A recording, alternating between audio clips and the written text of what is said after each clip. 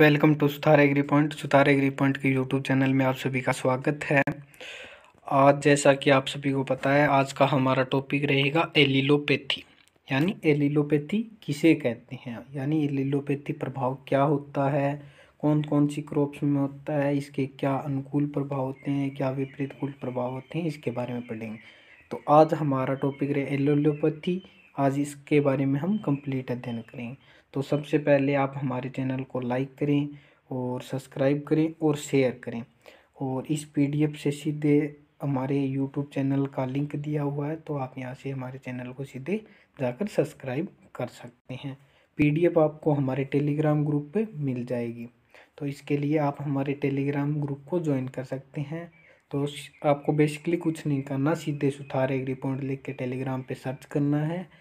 हमारा जो ग्रुप आएगा उसमें लगभग 1.1 के समथिंग सब्सक्राइबर होंगे। उस चैनल को आप सब्सक्राइब कर लेना, ठीक है। उसमें आपको ये पीडीएफ और वीडियोज़ के लिंक मिल जाएंगे। तो लेट्स स्टार्ट, शुरू करते हैं आज का टॉपिक एलिलोपैथी। यानी एलिलोपैथी फैक्ट क्या है या एलिलोपैथी किसे कहते हैं।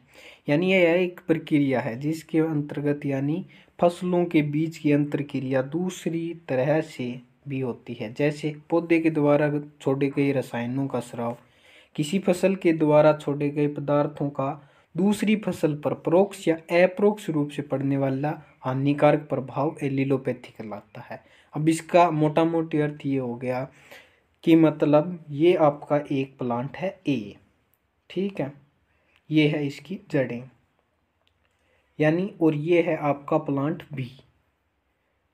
तो अब मान के चलिए इसने कोई रसायन स्रावित किया या कोई ऐसी अंतर्क्रियाएं स्रावित की या कोई ऐसा रसायन छोड़ा जो इसके ऊपर हानिकारक प्रभाव करेगा, यानी इस फसल के अंकुरण को रोक देगा, इसकी वृद्धि को रोक देगा, तो इसको पोषक तत्व नहीं लेने देगा, या इसके पोषक तत्व है उनको, यानी जो ये इमोबाइल ग्रहण करता है तो ये क्या करेगा, इनको मोबाइल में कन्वर्ट कर देगा, तो ये इसके काम के नहीं रहेंगे। तो ऐसे प्रभाव को क्या कहते हैं, एलिलोपैथी कहते हैं। यानी इसके ऊपर पड़ने वाला या तो ये डायरेक्ट पड़ेगा या इनडायरेक्ट, कैसे भी पड़े, पर इस फसल पर जो हानिकारक प्रभाव पड़ेगा उसे कहते हैं एलिलोपैथी। यानी आप मान के चलिए ये वीड का प्लांट है और ये क्रॉप है, तो यानी वीड का क्रॉप पे भी बैड इफेक्ट पड़ रहा है या गुड इफेक्ट पड़ रहा है, जो भी मतलब इसका इस पर प्रत्यक्ष या अप्रत्यक्ष रूप से जो प्रभाव पड़ता है उसे क्या कहते हैं, एलिलोपैथी। ये है आपकी डेफिनेशन। अब हानिकारक प्रभाव प्राय पौधे की जड़ द्वारा छोड़े गए रासायनिक पदार्थों या किसी प्रजाति के अवशेष के सड़ने या गलने से संबंधित। यह क्या प्रभाव पड़ेगा, जैसे पौधे की अंकुरण, वृद्धि, विकास को प्रभावित करता है। इसी प्रकार कुछ फसलें अंतरासेचन के लिए अनुकूल नहीं होती।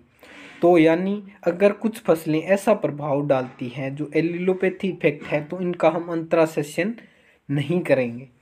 इससे क्या हमें है कि हमने यहाँ पे एक क्रॉप लगाई, जैसे यहाँ पे अपन सूरजमुखी लगाई, ठीक है, तो यहाँ पे अपन जो भी क्रॉप इसके साथ अंतरासेचन करेंगे ना, दूसरी क्रॉप लगाएंगे, यहाँ पे सूरजमुखी है, यहाँ पे सूरजमुखी है, तो अब ये सड़ गल कर क्या हो जाएगी, अपना एलिलोपैथी इफेक्ट दिखाएगी।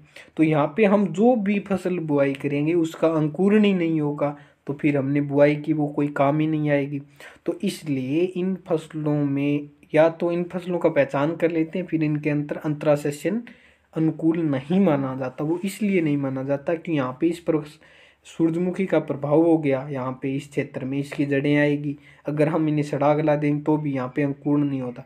इसलिए क्या है कि जिस खेत में सूरजमुखी की फसल या सनफ्लावर की क्रॉप ग्रोथ की हुई रहती है, उस फसल में दूसरी फसल को बोने के लिए हमें कितने दिन का गैप देना चाहिए, 15 से 20 दिनों का अंतराल देते हैं। वो इसीलिए देते हैं ताकि उसका प्रभाव खत्म हो जाए, ठीक है। इसके दो तरह से लाभ ऐसा करना आगामी फसल के लिए, यानी अगर हम 15 से 20 दिन रुकेंगे ना, तो इसका हमारी फसल पर दो तरीके से बेस्ट इफेक्ट पड़ेगा। पहला तो उसका एलिलोपैथी प्रभाव से बच जाएगी।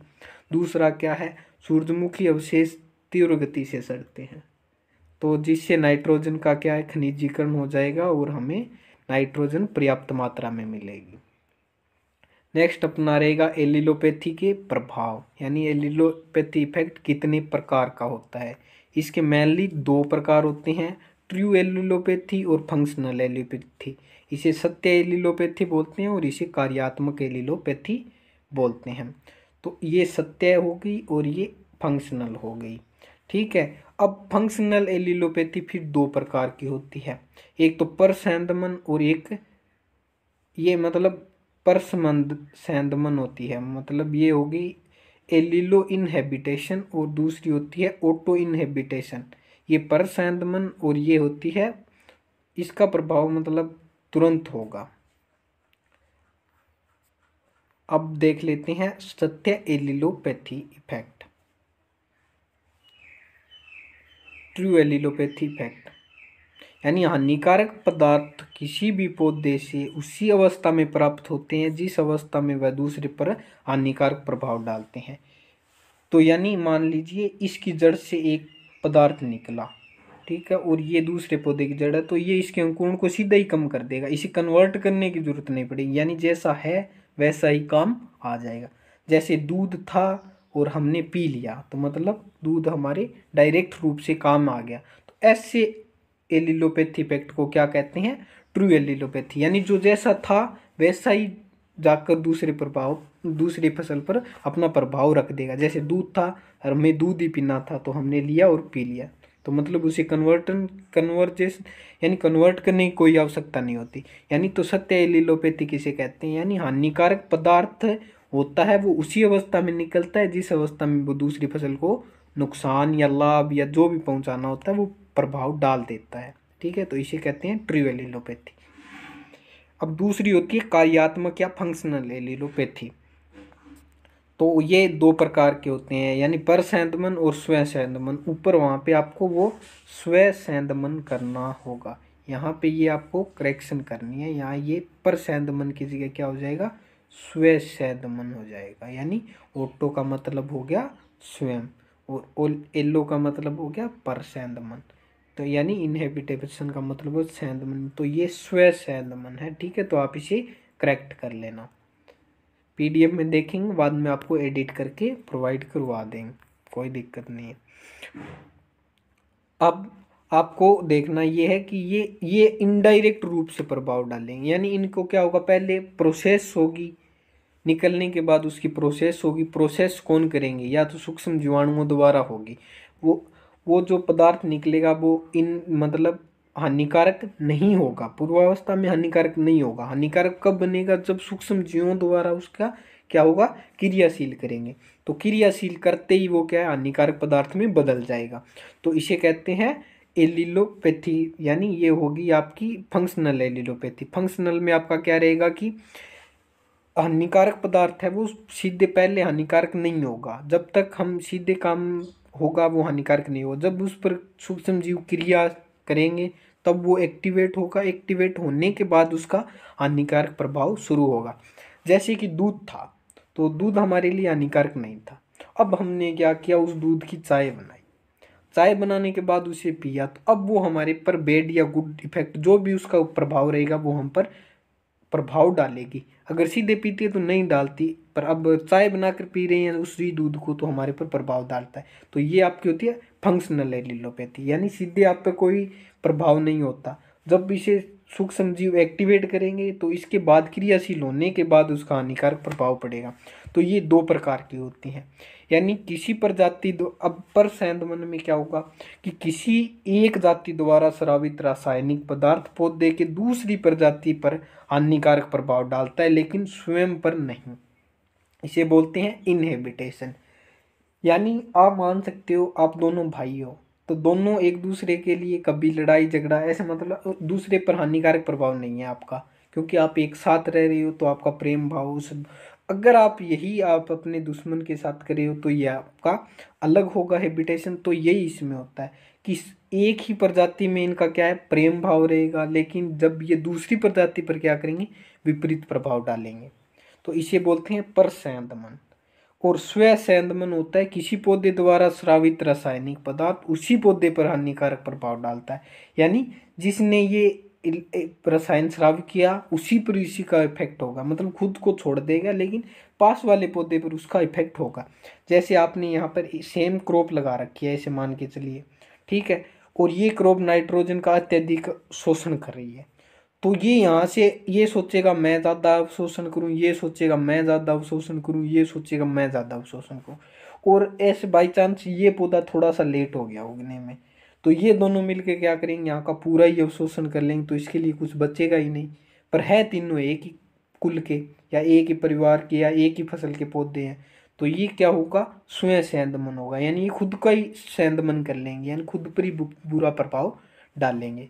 तो ये एक स्वयं सेंधमन तो होता है खुद की प्रजाति पर, और ये होता है खुद को छोड़कर दूसरी प्रजाति पर हानिकारक प्रभाव डालना।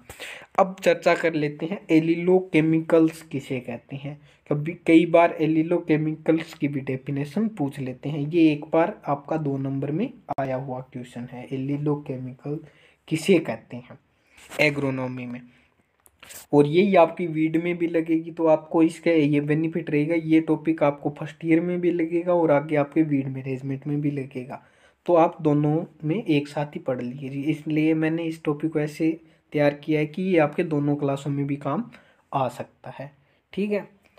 तो अब आप देख लीजिए कि ऐसा रासायनिक पदार्थ जो एलिलो पदार्थ प्रदर्शित करता है, यानी एलिलोपैथी का प्रदर्शित करता है, तो एलिलो रसायन कहलाते हैं, यानी वे रसायन या वे केमिकल जो एलिलोपैथी का प्रभाव डालते हैं, तो वो क्या कहलाते हैं, एलिलो केमिकल्स कहलाते हैं। ये इस प्रकार के आनुवंशिक संरचना वातावरण पर निर्भर करती है। बहुधा पौधे अपनी जड़ों से कार्बनिक पदार्थों का स्राव करते हैं, लेकिन इनमें से कुछ एलिलो रसायन की तरह अपने आस पड़ोस में उगी प्रजाति की वृद्धि को रोक देते हैं, जैसे वॉलनट, कुकुम्बर तथा पीच और जीवित जड़ें कुछ ऐसे ही एलिलो केमिकल्स का स्राव करती है। कुछ रसायनों में पौधों के वायवीय भाग से भी स्रावित होते हैं।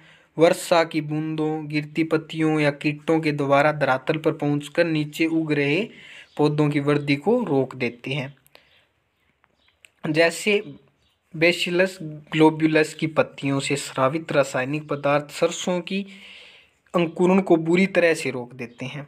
जब तक तोरी बीजों की बुआई उपयुक्त पेड़ के नीचे की जाती है, कुछ पौधों के अवशेष के सड़ने से भी कुछ ऐसे रसायन उत्पन्न हो जाते हैं जिनका हानिकारक प्रभाव आगामी फसल पर पड़ता है। जैसे सूरजमुखी के डंठल को बिना जुताई वाले ज्वार के खेत में मल्च के रूप में डालने पर ज्वार की वृद्धि रुक जाती है।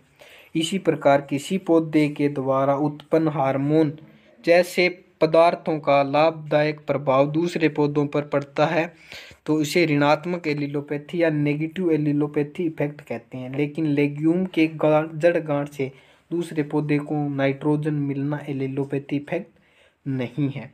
यानी आपको ये है कि एक तो होती है एलिलोपैथी, वो हम पढ़ चुके हैं। एक कई बार ये भी पूछ लेते हैं नेगेटिव एलिलोपैथी क्या है, तो यानी एलिलोपैथी उसे बोलेंगे जिसका बैड इफेक्ट पड़ता हो, तो उसे बोलते हैं एलिलोपैथी।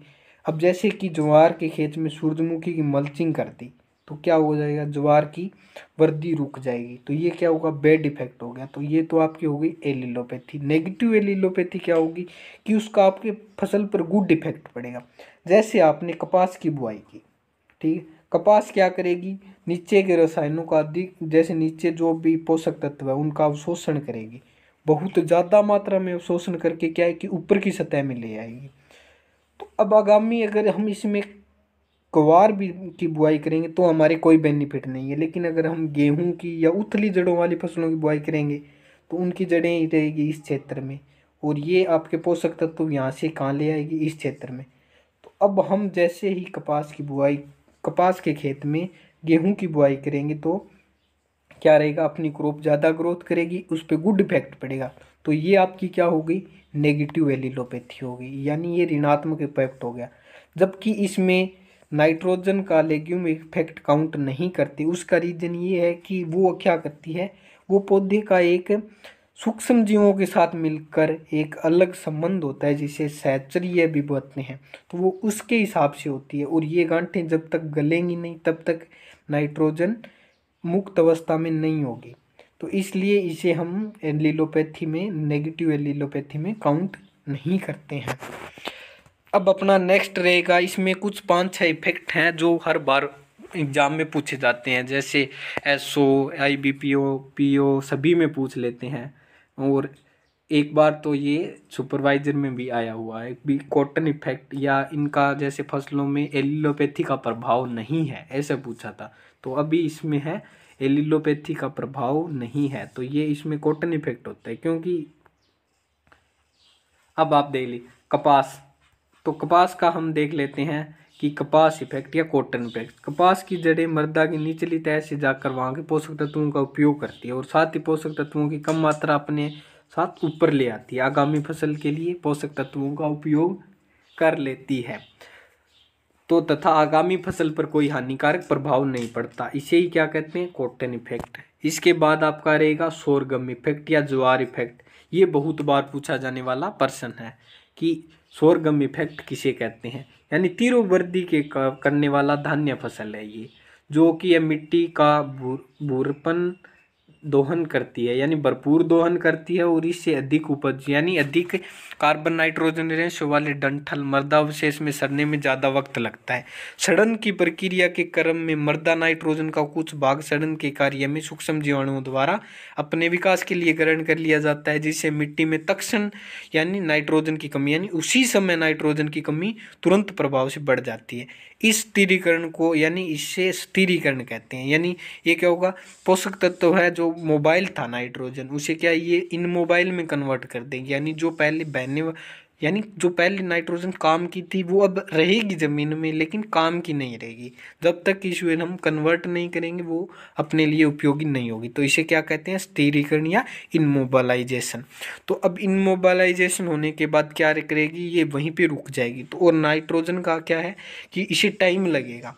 तो जो हम दूसरी क्रॉप ग्रो करेंगे ना, उसके प्रारंभिक स्तर में उसे नाइट्रोजन की कमी से गुजरना पड़ेगा। तो इसे हम क्या कहते हैं, सोरगम इफेक्ट कहते हैं। तो ये ज्वार इसका सबसे अच्छा उदाहरण है। तो सोरगम इफेक्ट कम उर्वरक मिट्टी में ज़्यादा देखने को मिलते हैं।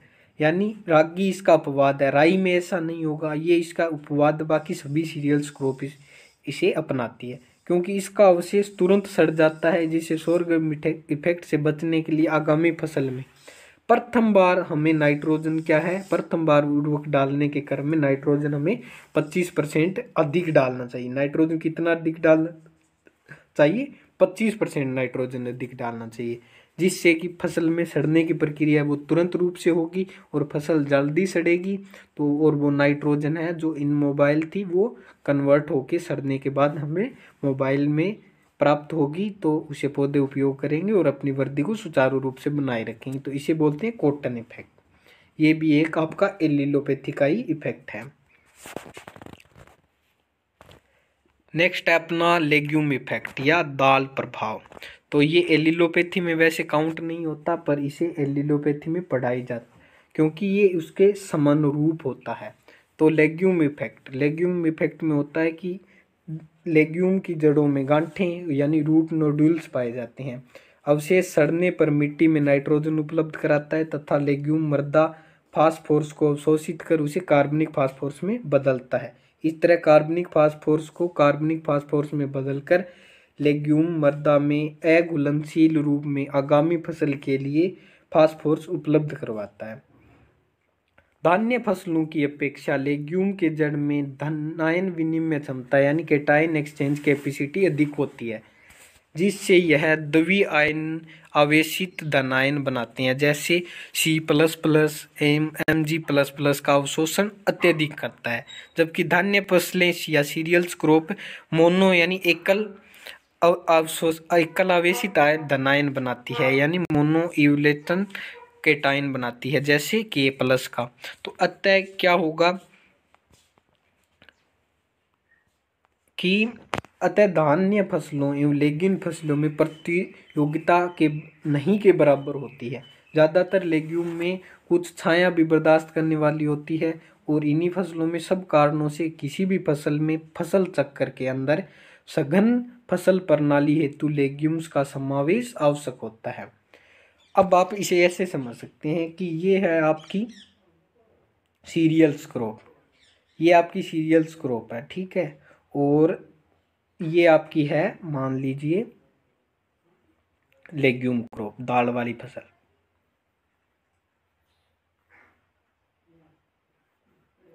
तो अब इसमें क्या रहेगा कि ये आपकी करेगी क्या, सीरियल्स क्रॉप है ये, सी प्लस या जो भी एकल धनायन है उनका अवशोषण करेगी। ये किसका करेगी, यानी ये Mg+2 का करेगी, यानी 2+। तो अब दोनों में क्या हो गया, ये अलग प्रकार के पोषक तत्वों का अवशोषण कर रही है, ये अलग प्रकार के पोषक तत्वों का अवशोषण कर रही है, ठीक है। और ये फसल के ऊपरी स्तर से कर रही है, ये निचले स्तर से कर रही है। और ये क्या है, नाइट्रोजन का स्थिरीकरण करेगी, लेग्यूम वाली नाइट्रोजन का स्थिरीकरण करेगी, ये नाइट्रोजन का अधिक अवशोषण करेगी। तो अब क्या होगा कि ये इसका पूरा विपरीत प्रभाव ये फसल क्या कर देगी, खत्म कर देगी, और इसका पूरा विपरीत प्रभाव ये फसल क्या है, खत्म कर देगी। तो दोनों का गुड इफेक्ट है। इसीलिए इसे लेग्यूम क्रॉप्स को मतलब सभी फसल चक्रों में अपनाते हैं, क्योंकि ये मृदा सुधार का बेस्ट सॉल्यूशन होता है लेग्यूम फसलें। इसलिए दाल वाली फसलों को सभी फसल चक्रों में बहुतायत से अपनाया जाता है, इसका यही कारण है। और इसमें साथ में इनकी जड़ें गहरी होती है लेग्यूम वालों की, तो इन्हें ज़्यादा अपनाते हैं। आज का टॉपिक आपको कैसा लगा, इसके बारे में आप हमें कमेंट सेक्शन में बता सकते हैं। धन्यवाद।